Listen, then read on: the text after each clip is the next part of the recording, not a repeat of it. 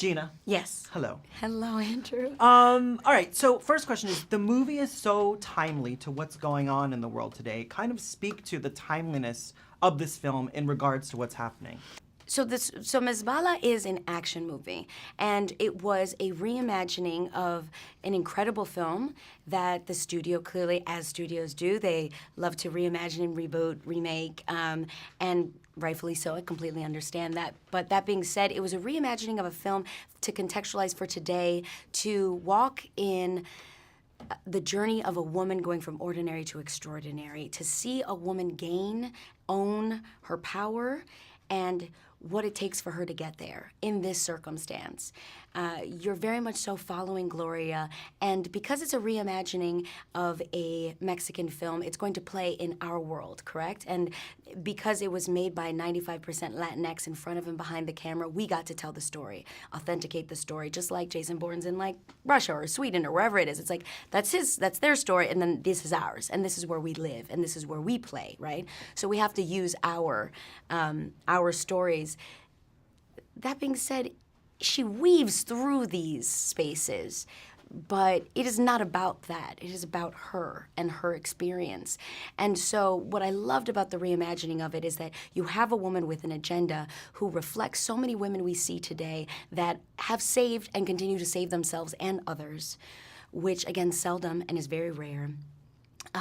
But you have an action film that's empowering women that I see every day of my life by our community for the global world, for everyone to enjoy. So it is, I don't think it takes on political issues whatsoever. Instead, it just allows you to weave into our world. And so if you're living in our community, you know, and mind you, it was Mexicans, Puerto Ricans, Dominicans, Cubans, Colombians, Venezuelans, Argentinians that made this movie. It was just the beautiful, because we're not monolithic, it was just the beautiful collection of all of our cultures together making this film that, you know, that's where we play. That's our space. But the fact that it is reflective of what's happening in our culture, I don't necessarily think it's reflective. More so, it just is an action movie in our space, yeah, in our world. That being said, it would be wonderful if we just had a little bit more empathy. Because I've shot the movie for 3 months in Tijuana, and it was the best time ever, and Mexico's gorgeous, and I love it. So if we could just create more empathy, I think everybody would be cool. And she's okay, people. She's fine. Yes, of course. Like, of course.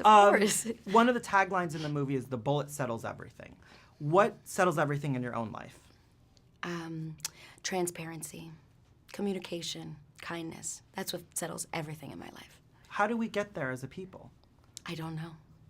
I just know that I'll do it for myself, and hopefully somebody will do it also, and it's the domino effect, you know? I don't necessarily, I think this is what I do. So again, I have no idea how to make that happen or that empathy to happen, but before you're ready to criticize somebody's walk of life, just remember they're human too.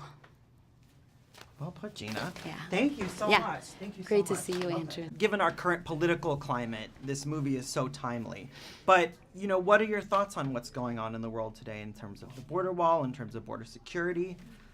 I mean, in terms of what's going on in the world today, like I have the distinct fortune of traveling a lot, and I can address it also from a world perspective.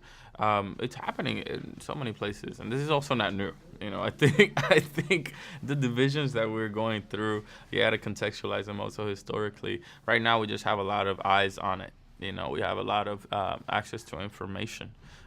So it seems like this just all of a sudden popped up. But there's a difficulty, I feel, that in humans that we're consistently seeing each other as strangers.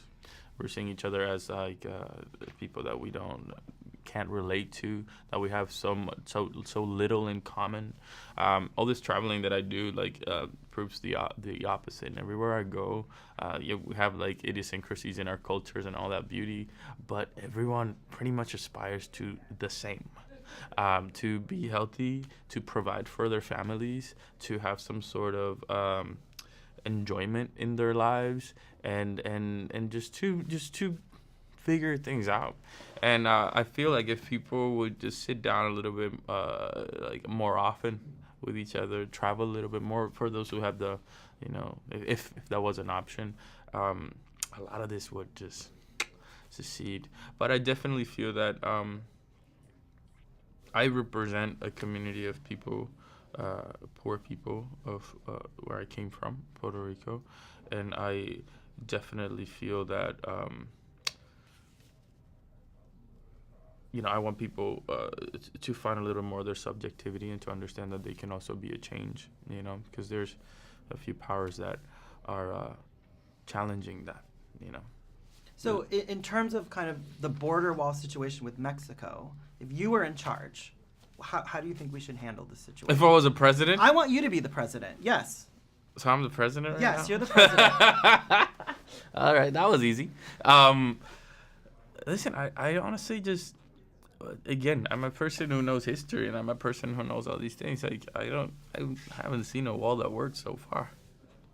I just came from Berlin, and I was in the park of the Berlin Wall, and right now it's a fantastic yet loaded monument, but it's just that, and that was up for many years, and it didn't work. So I really don't have to give an opinion on that. It's just historically, when you look at things, there are other ways of doing things.